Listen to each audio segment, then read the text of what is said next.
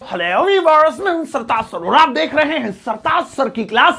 भाई साहब, एक चीज से मेरा बड़ा दिमाग खराब हुआ पड़ा था कि ये इंग्लिश में बोलना कितने प्रकार के होते हैं। पहले मुझे लगता था खाली स्पीक माने बोलना होता है, लेकिन लोग तो से को भी बोलना के लिए यूज कर रहे हैं, टेल को भी बोलना के लिए यूज कर रहे हैं, रिप्लाई को भी बोलना के लिए यूज कर रहे हैं। अबे कैसे होता है ये सब? फिर मैंने अपनी लेबोरेटरी पे इस सब चीजों पर रिसर्च की और एक नया आविष्कार किया, और वो आविष्कार आज मैं आपको ये पूरी थ्योरी आज मैं आपको समझाऊंगा।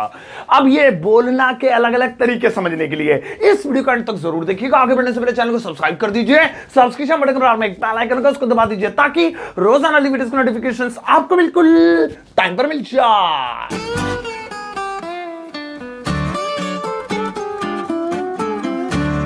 तो चलिएगा शुरुआत करते हैं इस वीडियो की, और आज मैं आपको बताता हूं कि इन सब का मतलब बोलना हिंदी में कैसे हो जाता है। वैसे तो इन सारे वर्ड्स की अलग अलग सेपरेट मीनिंग है, जैसे टॉक माने बात करना, टेल माने बताना, से माने कहना, स्पीक माने बोलना, रिप्लाई आंसर माने उत्तर देना। लेकिन फिर भी कहीं कहीं खाली बोलना लिखा होता है तो टेल भी लग जाता है, से भी लग जाता है। यही मत्था खराब हो रहा है। तो चलो आज मैं आपका ये मत्था खराब होना दूर करता हूं और बढ़िया करके एकदम अपने देसी स्टाइल में आपको समझाता हूं। चला हटाओ इसे है।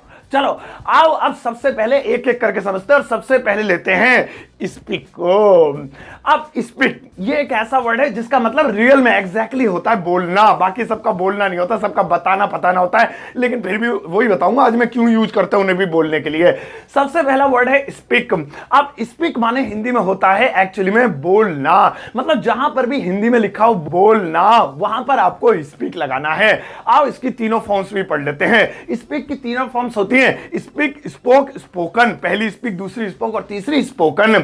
लेकिन भैया ये कौन सा वाला बोलना है वो समझो। इसकी ट्रिक है वन साइडेड। जब भी कोई बंदा बोल रहा है और सामने वाले बोल नहीं रहे, सुन रहे हैं उसे, तो ऐसी कंडीशन में अगर हिंदी में बोलना लिखा आए तो वहां पे स्पीक का इस्तेमाल करेंगे, वन साइडेड। देखो अब इस वक्त क्या हो रहा है, मैं बोल रहा हूं, तुम क्या कर रहे हो, तुम भी बात कर रहे हो स्क्रीन में घुस के। हाँ सर सही कह रहे, ऐसे कर रहे हो, तुम तो मुझे सुन ही रहे होगे ना, लीड फीड लगा के डायरेक्टली मोबाइल पे, कंप्यूटर पे। तो ये क्या हो रहा है, मैं स्पीकिंग कर रहा हूं, मैं बोल रहा हूं, वन साइडेड। ये ट्रिक है इसके याद रखने की।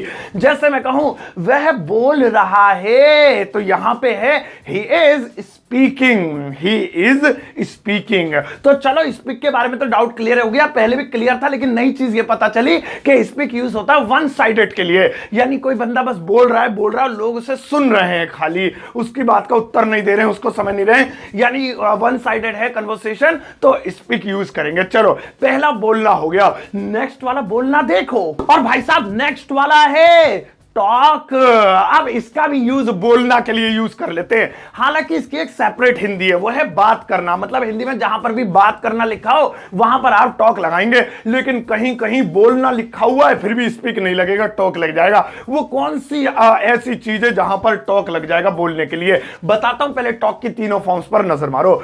टॉक की तीनों फॉर्म्स होती हैं टॉक, टॉक्ड, टॉक्ड, ईडी घुसेड़ना, कुछ ज्यादा मतलब नहीं करना। ईडी वाली मुझे बड़ी अच्छी लगती है, वो स्पीक, स्पोक, स्पोकन याद करो, खामा इतना झमेला, ये सही है, ईडी पीडी लगा दो। अच्छा जी तीनों फॉर्म्स हो गई, लेकिन बोलना कब होगा इसका मतलब वो सुनो। जब टू साइडेड कन्वर्सेशन हो, यानी बात दोनों तरफ से हो रही हो, तब यहां पे टॉक का यूज करेंगे। अब स्पीक का क्या था, वन साइडेड, ये है double sided, two sided conversation. जैसे वह दोनों एक दूसरे से नहीं बोल रहे हैं, अब देखो यहां पे फिर से बोलना आ गया, तो आपको लगेगा स्पीकिंग लगेगा, they are not speaking to each other, ऐसे ना भैया, बोलना आ रहा है भले ही, लेकिन स्पीकिंग नहीं लगेगा। स्पीकिंग तो वन साइडेड के लिए होता है, एक दूसरे से नहीं बोल रहे हैं, कुल मिला के बात नहीं कर रहे, लेकिन बात मान लो लिखा ही नहीं है, सेंटेंस में लिखा है बोल नहीं रहे, तब बंदा कंफ्यूज हो जाएगा। अगर सीधा सीधा ऐसे लिखा था एक दूसरे से बात नहीं कर रहे तो कंफ्यूजन थी नहीं, फिर तो टॉक लगा देना था। लेकिन कंफ्यूजन तो यही है कि इनको भी बोलना ही बोलते हैं, अरे यार, तो वे एक दूसरे से नहीं बोल रहे हैं, तो यहां पे बोलने के लिए स्पीक नहीं टॉक, क्योंकि टू साइडेड कन्वर्सेशन, एक दूसरे से बातचीत होने की बात हो रही है। So they are not talking to each other, they are not talking to each other. इसी तरीके से मैं तुमसे बोल रहा हूं, सही है, मैं तुमसे बोल रहा हूं, तुम मुझसे बोल रहे हो, तो अगर one sided I am speaking to you, मैं तुमसे बोल रहा हूं, तुम मुझसे बोलो, I am talking to you, तो बात करना मान लो अगर बोल देते तो पता ही चल जाता, और बोलना शब्द बोला तो फिर सेंस लगाओ कि ये टू साइडेड कन्वर्सेशन है या वन साइडेड है? चलो इसका भी मतलब हो गया बोलना। आओ नेक्स्ट वाला बोलना देखें। और भाई साहब नेक्स्ट वाला बोलना है से, इसको भी यूज बोलने के लिए यूज कर लेते हैं। वैसे इसकी एक सेपरेट मीनिंग है और वो है कहना। मतलब हिंदी में जहां पर भी लिखा हो कहना तो आपको पता है यहां से लगाना है, लेकिन कहीं पर बोलना लिखा और उसमें से आ जाए तो बंदा सर खो जाएगा, भाई से कैसे आ गया, इसमें तो स्पीक लगना था। चलो चलो बताता हूं पहले आपको टॉक और आपको स्पीक वाले मैंने ट्रिक बता दी ना, one sided speak, two sided हो तो टॉक। अब ये कौन सा साइडेड है तो सुनो, कोई इसकी ट्रिक क्या है, नॉर्मल बात, नॉर्मल थिंग, यानी कोई नॉर्मल चीज कहना। हमारी दिनचर्या में बहुत सारी नॉर्मल चीजें होती हैं जो हम बोलते हैं, तुम बहुत अच्छे हो, एक नॉर्मल चीज है ये, कोई बड़ी चीज नहीं है। चाबी वहां रखी है, कपड़े बदल लो, तुम लाइक कर दो, मैं तुम्हें पढ़ा रहा हूं, ये नॉर्मल बातें हैं। तो जब बोलना शब्द है और उसके आगे कोई नॉर्मल सी बात लिखी हो तो वहां पे से लिखेंगे। जैसे क्या क्या लिखे, जैसे वह बोला बैठ जाओ, वह बोला बैठ जाओ। अब यहां पे देखो आ रहा है बोला। अब बोला देख के बंदा कंफ्यूज हो जाएगा, क्योंकि अगर यहां पे लिखा होता उसने कहा बैठ जाओ तो कहा के लिए पता ये से लगना, कंफ्यूजन थी नहीं। लेकिन कोई कहता वह बोला बैठ जाओ और मैं बोला मैं नहीं बैठ रहा, तो बोला ही बोला ई बोला हो रहा है। तो अब बोला ही बोला हो रहा है, अब ये कौन सा बोला है? तो वह बोला कि मैं बोला कि वो बोला, सॉरी कुछ ये गलत हो रहा है। वह बोला बैठ जाओ, तो यहां पे आगे क्या लिखा है, बैठ जाओ। ये एक नॉर्मल वाक्य है, ये एक नॉर्मल डेली लाइफ वाला फ्रेज है। और जब भी डेली लाइफ वाले फ्रेज के साथ बोलना आए तो वहां पे ना टॉक आएगा, ना स्पीक स्पोकन आएगा, वहां पर आएगा क्या आएगा, मुंडी टेढ़ी, ओ ये आएगा से आएगा। तो यहां पे भूल गया था, सॉरी। तो यहां पे होगा he said sit down, that भी कर सकते हैं, he said that sit down। said क्यों आया, वे तीनों फॉर्म्स तो बताएंगे मैंने इसकी, ओह सॉरी इसकी तीनों फॉर्म्स बता देता हूं। सैड की तीनों फॉर्म्स होती है से, सैड, सैड, से, सैड, सैड। तो यहां पे उसने बोला, पास्ट का इंडेफिनिट टेंस है, सेकंड फॉर्म वाला। सो ही सैड। अब आपसे कोई पूछे ओए ओए रुक, उसने बोला के लिए तो ही स्पोक आना चाहिए था, क्यों नहीं आया? तो आप कहना क्योंकि इसके आगे एक नॉर्मल वाक्य है। अगर ये खाली इतना होता ही वह बोला, क्या बोला कुछ नहीं लिखा, तो स्पोक लगता। वह एक दूसरे से बोला, आई मीन बोले, तो टॉक्ड लगता। लेकिन वह बोला बैठ जाओ, नॉर्मल वाक्य है आगे, तो फिर यहां पर सैड लगेगा। है ना कमाल कमाल की जानकारी भाई साहब, ऐसी थोड़ी पढ़ाता हूं मैं। आओ अब नेक्स्ट वाला ही बोला, आई मीन बोला देखे। और भाई साहब नेक्स्ट वाला बोलना है टेल, इसको भी बोलना के लिए यूज कर देते लोग। तब मैं तो इसके लिए तो सबसे ज्यादा परेशान हुआ था मैं कि ये बोलना कैसे हो सकता है। भाई इसका मतलब भी बोलना ही होता है, लेकिन इसकी एक सेपरेट मीनिंग भी है, जो कि इसकी एक्चुअल मीनिंग है, इसकी असली मीनिंग है, वो है बताना। टेल माने बताना, लेकिन बताना आ जाए तो ठीक है, आप समझ ही जाओगे, हाँ ठीक है मैं बता रहा हूं, आई एम टेलिंग हो गया जी, उसने बताया, वो टेल लग गया, जो भी है। लेकिन कभी कभार बोलना लिखा होता है हिंदी में और इंग्लिश में टेल लिखा होता है, फिर तो और मत्ता खराब। अबे स्पीक्स लगा देते, सर ने टॉक बता दिया था वो लगा देते, अभी थोड़ी देर पहले से बताया था वो लगा देता, अब टेल कहां से आ गया? तो कोई बात नहीं, मैं रिसर्च करके I am a scientist of the English, I have a laboratory in NASA. लात मारेंगे नासा वाले मेरे शकल पे। तो चलो ठीक है, अब तो यहां पे बात करते हैं टेल की। पहले मैं इसकी तीनों फॉर्म बताया तो पिछले वाले की भूल गया था। टेल की तीनों फॉर्म्स होती हैं टेल, टोल्ड, टोल्ड, पहली टेल, दूसरी टोल्ड और तीसरी टोल्ड। इसलिए बता रहा हूं टेंस कोई सा भी आराम से बना लो, फिर सेकंड थर्ड फॉर्म का झमेला पड़ता, मुझे वैसे याद नहीं है, फिर डिक्शनरी खोलते फिरो। अच्छा भैया अब इसकी ट्रिक सुनो, ये बोलना कैसे हो सकता है, बताना तो है ही, लेकिन कौन सी ऐसी कंडीशन आए कि जहां पर बोलना लिखा और वहां पर सारी चीज छोड़ के टेल लगाना है?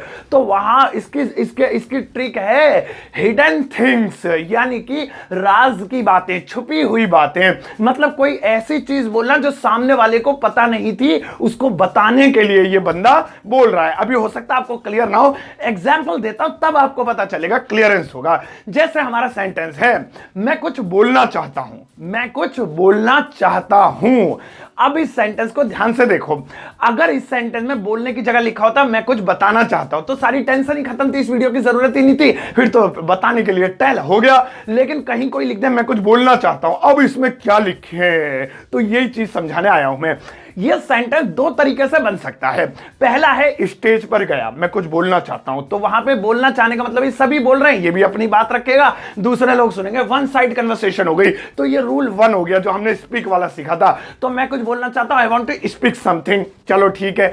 लेकिन अगर इसका सेंस ये है, यार अब मैंने कहा यार कल मेरा मोबाइल चुरा लिया, मुझे पता चल जाए, किसी ने बता दे मुझे, तो अचानक से तुमने कहा मैं कुछ बोलना चाहता हूं सर, तो इसका मतलब क्या है कि कोई राज की बात है जो तुम बोलना चाहते हो, तुम्हें किसी का नाम पता है, तुम कोई ऐसी चीजें जो बताना चाहते हो, तो मतलब बोलना बताने के सेंस में यूज हो रहा है जैसा कि इसकी एक्चुअल मीनिंग है, वहीं पर टेल लगेगा। सो मैं कुछ बोलना चाहता हूं, I want to tell something, चाहता हूं के लिए वांट टू लग गया, टेल बस फर्स्ट में लगते वांट टू के साथ, समथिंग मतलब कुछ, I want to tell something.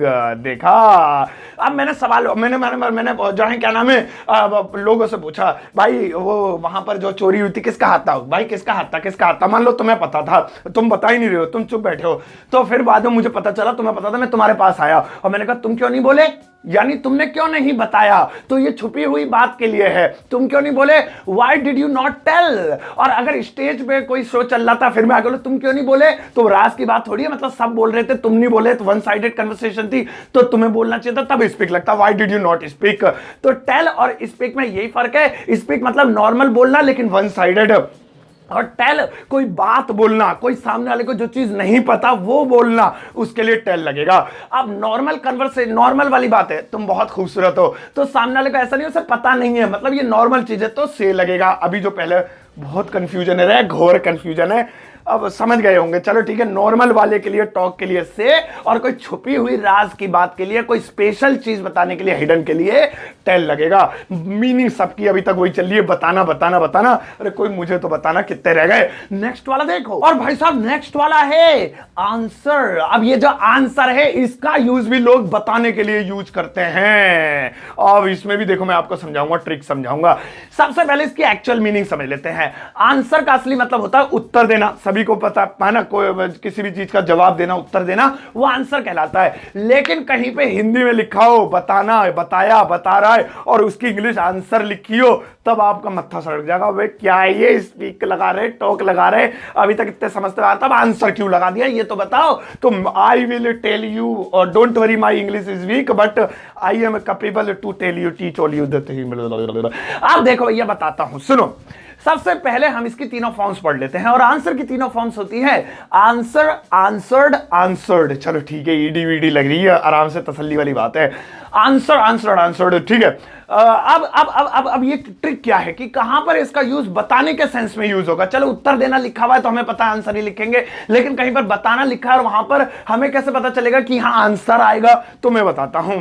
इसका जवाब है, बस कुछ भी नहीं है, इसका जवाब यही है, आंसर। इसकी ट्रिक यही है, मतलब जब भी कोई प्रश्न पूछा जाए और उसका जवाब जो बता रहा है उस बताने को आंसर लिखेंगे, वहां पर स्पीक या कुछ और टेल फैल नहीं लिखेंगे। मैंने तुमसे पूछा जैसे भारत की राजधानी क्या है, तो तुम बोले, मेरे शब्दों पे गौर करो, तुम बोले भारत की राजधानी दिल्ली है, तुम ये लिख भी देता है, यहां लिख देना जरा, ये लिख दिया, तुम बोले भारत की राजधानी दिल्ली है, या वह बोला भारत की राजधानी दिल्ली है, तो मैंने ये नहीं कहा तुमने उत्तर दिया, हालांकि ये कहता तो ज्यादा अच्छा होता, फिर आसानी से हमें पता है you answered, he answered, she answered हो जाता। लेकिन मैंने कहा तुम बोले भारत की राजधानी दिल्ली है, और तुम बोले कि जो है मुंबई है, और तुम बोले कि जयपुर है, ऐसा कैसे हो सकता है। तो देखो यहां पे आंसर्स की बात हो रही है, लिखा बोलना है लेकिन जिक्र किस चीज का हो रहा है, सवाल के जवाब का, तो जवाब के लिए आंसर होगा। तुम बोले, you told, you spoke, you said, you रिव, जो भी चीजें गलत लिखा हुआ ऊपर, you answered, Delhi is the capital of India, Delhi is the capital of India, यानी भारत की राजधानी दिल्ली है, तो यू जो है आंसर्ड हो जाएगा। दो कितने होते हैं सर, मैं बताऊंगा। देखो राहुल बोला, तुम तो बोले भी नहीं, राहुल बोला तो स्पोक नहीं, तो Rahul answered, you did not answer, तो यहां पे आंसर हो जाएगा। तो बोलने के लिए आंसर भी यूज हो सकता है, लेकिन आंसर के सेंस में जब जवाब दिया जाए प्रश्न का, सही है। आओ नेक्स्ट वाला देखें। और भाई साहब नेक्स्ट वाला बोलना है रिप्लाई। अब ये जो रिप्ले मत पढ़ देना, रिप्लाई। अब रिप्लाई जो होता है इसका भी यूज बोलना के लिए यूज होता है, लेकिन इसकी भी एक सेपरेट मीनिंग है। रिप्लाई का मतलब होता है उत्तर देना, जैसे आंसर का होता है, लेकिन इन दोनों में फर्क अभी समझाऊंगा और ये भी बताऊंगा कि इसका यूज बोलना के लिए कैसे यूज होगा। पहले इसकी तीनों फॉर्म्स पर नजर मारते हैं। तीनों फॉर्म्स रिप्लाई के होती हैं, रिप्लाई, रिप्लाइड, रिप्लाइड। वही सेंस से वाईफाई हटा के कुछ वही जो कर देते हैं, वो देख ही पा रहे होगे आप। चलो ठीक है, तो यहां पे तीनों फॉर्म्स हो गई। अब ट्रिक बताओ सर, इसका बोलना कैसे हो जाएगा और इसका भी मीनिंग उत्तर है, इसमें दो कंफ्यूजन। एक तो बोलना कैसे होगा और फिर आंसर लगाएं या ये लगाएं जैसे उत्तर देना है, तो क्या होगा। तो सुनो, आंसर होता है प्रश्न के उत्तर देना। और प्रश्न कौन से, जो एक्चुअल में प्रश्न होते हैं। भारत की राजधानी क्या है, ताजमहल किसने बनवाया, और जो है वहां पर युद्ध किन के बीच हुआ था, और बताओ वहां का राष्ट्रपति कौन है, वहां का प्रधान, ये एक्चुअल क्वेश्चन है। और एक क्वेश्चन होता है हमारी डेली लाइफ वाले, क्या कर रहे हो, कहां जा रहे हो, कितने आम खाए। ये प्रश्न नहीं है, यूनिवर्सल प्रश्न नहीं है, ये डेली लाइफ वाले। तो कॉमन प्रश्न के लिए, कॉमन क्वेश्चन के, सॉरी कॉमन रिप्लाई के लिए, कॉमन आंसर के लिए हम रिप्लाई का यूज करेंगे। मैंने आपसे पूछा दिल्ली की राजधानी क्या है, तो ये कॉमन नहीं है, ये यूनिवर्सल क्वेश्चन है, तो आप आंसर करेंगे। मैंने पूछा तुम क्या कर रहे हो, तो आप आंसर नहीं, आप रिप्लाई करेंगे, आप उस बात का जवाब देंगे, आंसर बैक करना जिसे बोलते हैं। जैसे मैंने कहा क्या कहा, हाँ अरे सोनू से मैंने पूछा वो कहा, तुम कहां जा रहे हो, वो बात ही नहीं कर रहा है, तो आपने कहा सर वो नहीं बोलेगा, वह नहीं बोलेगा।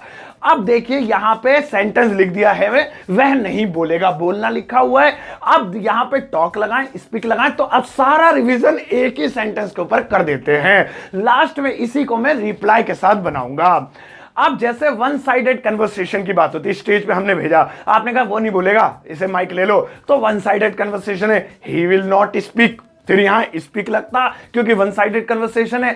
अरे वो इन्हें आपस में मत बिठा लो, ये एक दूसरे से बात नहीं करेंगे, वो तो बोलेगा ही नहीं। तो यहां पे क्या हो जाएगा, बात करने की बात हो रही है, टू साइडेड है, ही विल नॉट टॉक। अब यहां पे जैसे मैंने कहा, अरे जो है क्या नाम है, तुम्हें कुछ बोलना है क्या, कुछ कहना चाहते हो यहां के बारे में, तो यहां पे से ही विल नॉट से, यानी वो कुछ नहीं कहेगा। और मैंने कहा भाई चोरी किसने की थी या मेरा मोबाइल कहां रखा है, कोई बोलेगा, सर वो नहीं बोलेगा, उससे पता, बोलेगा नहीं। तो यहां पे छुपे हुए राज है, टेल लगेगा, ही विल नॉट टेल। मैंने कहा भाई भारत की राजधानी क्या है, तो सबको पता है, उसको ही पता है, लेकिन तुमने कहा सर वो नहीं बोलेगा, तो यहां पे आंसर की बात हो रही है, ही विल नॉट आंसर। अलग अलग बोल शब्द, एक बोलना, लेकिन अलग अलग जगह सेट हो रहा है। और भैया अगर नॉर्मल कॉमन क्वेश्चंस की बात हो रही है, और कैसे हो, आपने कहा सर उससे बात मत करो, वो नहीं बोलेगा। वो नहीं बोलेगा का मतलब मेरी बात का जवाब नहीं देगा, मेरे प्रश्न का उत्तर नहीं देगा। और प्रश्न भी कौन सा, यूनिवर्सल नहीं, नॉर्मल प्रश्न है, तो रिप्लाई आएगा, तो इंग्लिश होगी ही विल नॉट रिप्लाई। हो गया, ही विल नॉट रिप्लाई। तो अब यहां पे रिवीजन आपने पढ़ लिया, देख लिया, सही है, या आपको समझ में आया होगा। अगर नहीं तो आप ये वीडियो एक बार फिर से रिवर्स करके देखना और आराम से तसल्ली से देखना, आपको जरूर ये सारी चीजें समझ में आएंगी। अब आपके टेस्ट की बारी है, मैं कैसे मानूं। अब मैंने आपको पढ़ाए तो 6 थे, लेकिन 5 ही सेंटेंसेस है, तो मैं लगाओ, ये रहे भैया वो 5 सेंटेंसेस, इन्हें ध्यान से देखो।